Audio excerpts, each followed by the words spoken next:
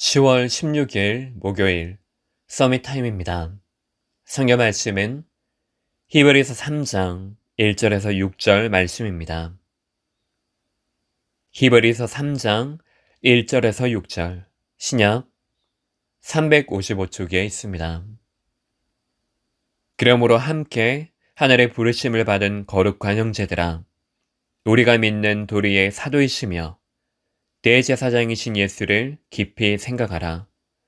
그는 자기를 세우신 이에게 신실하시기를 모세가 하나님의 온 집에서 한 것과 같이 하셨으니 그는 모세보다 더욱 영광을 받을 만한 것이 마치 집 지은 자가 그 집보다 더욱 존귀함 같으니라.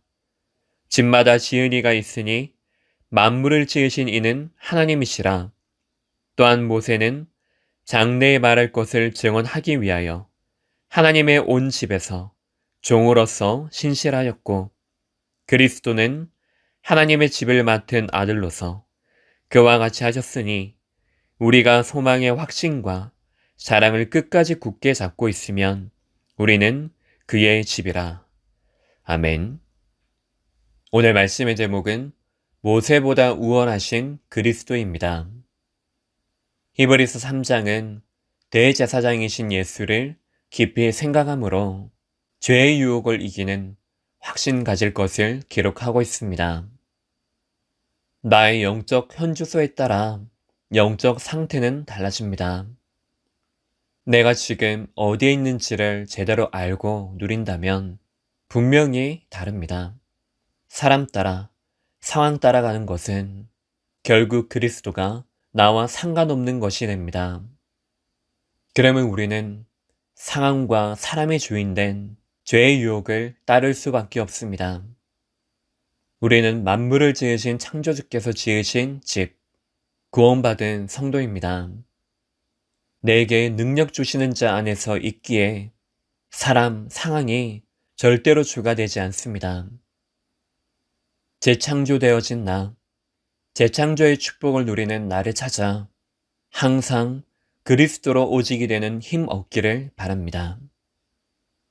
첫 번째로, 만물을 지으신 창조주께서 우리의 유일한 구원자라는 사실을 깊이 생각해야 합니다. 1절에서 6절, 모세와 예수 그리스도를 비교하며 성도의 구원자가 누구인지를 분명히 하고 있습니다. 모세는 종이지만 예수는 그리스도의 직분을 감당하신 하나님의 아들이십니다. 대제사장직을 수행하신 예수를 통해 구원받았기에 그 안에서 확신과 자랑할 것을 또한 말합니다. 모세가 이스라엘 향해 했던 사역은 적지 않지만 모세가 그리스도는 아닙니다. 모세 역시 만물에 포함이 되는 하나님의 창조물이요, 종입니다. 집의 한 부분에 불과합니다. 그래서 대제사장이신 예수를 깊이 생각해야 합니다. 그분은 집, 만물을 지으신 창조주이십니다. 예수만이 하나님의 살아계신 아들, 그리스도가 되십니다. 모세보다 영광받을 만한 이름을 가지고 계십니다. 그래서 여기에 이유 있는 확신을 가져야 합니다. 하나님의 뜻은 변함이 없기에 반드시 이루실 것에 대한 소망의 확신을 가지고 자랑하는 것입니다. 지금도 내게 작정하셔서 이루신 그리스도 운동, 나를 통해 반드시 이루실 복음 운동에 우리 삶이 향해야 합니다.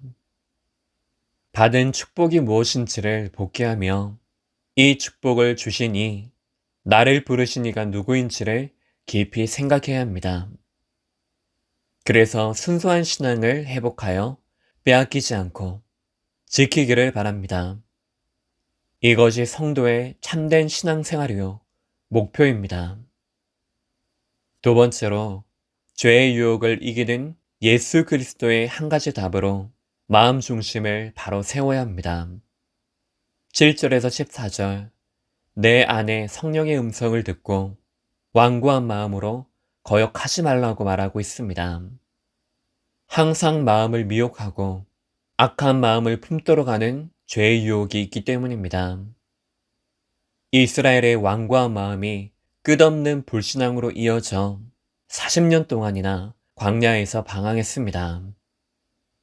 하나님의 약속보다 자신들의 환경을 앞세워 사는 삶이 결국은 약속의 땅인 가나안의 응답을 확인하지 못했습니다. 하나님께서 우리에게 작정하신 언약의 여정, 길이 있습니다. 하지만 우리 마음이 다른 곳으로 미혹되면 삶의 주인이 내가 되어 하나님께서 예비하신 나의 길을 알지 못하고 안식하지 못하게 됩니다. 그래서 늘 우리 마음의 중심을 바로 세워야 합니다. 완고한 마음과 죄의 유혹을 이기는 답은 오직 한 가지입니다. 그리스도의 이름, 한 가지의 답을 붙잡고 끊임없이 예비하신 그 길을 오늘 걸어가야 합니다. 그것이 그리스도와 함께 복음운동에 참여하는 길, 전도자의 삶입니다.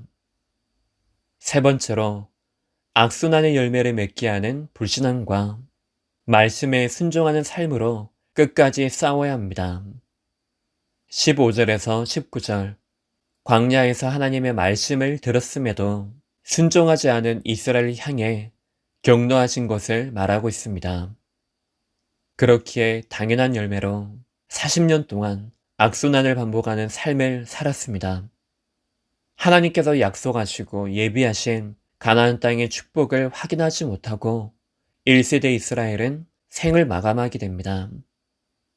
그래서 불신앙의 결과, 불신앙의 열매를 반드시 알아야 합니다. 이미 우리는 결과도 알고 있고 경험도 있습니다. 하지만 그것이 우리의 머릿속에만 지식으로만 머물러 있어서는 안 됩니다. 이것을 일생의 발판으로 삼아 하나님의 말씀에 순종하는 삶으로 갱신해야 합니다. 음성을 듣는 것으로 멈추지 말고 들은 성령의 음성을 실천하는 삶을 매일의 오늘의 시간, 지금 살기를 바랍니다. 갱신하고 작은 실천을 하는 그 순간 하나님께서는 약속하신 대로 언약을 성취하시고 가나안의 응답을 확인하는 그 열매를 주실 것입니다. 결론적으로 오늘 사람이 아니라 그리스도만을 주로 고백하는 시간 되기를 예수 그리스도 이름으로 축복합니다. 기도하겠습니다. 하나님 아버지, 말씀에 순종하는 싸움으로 홀로 하나님 앞에 무릎 꿇고 기도에 집중하게 하옵소서.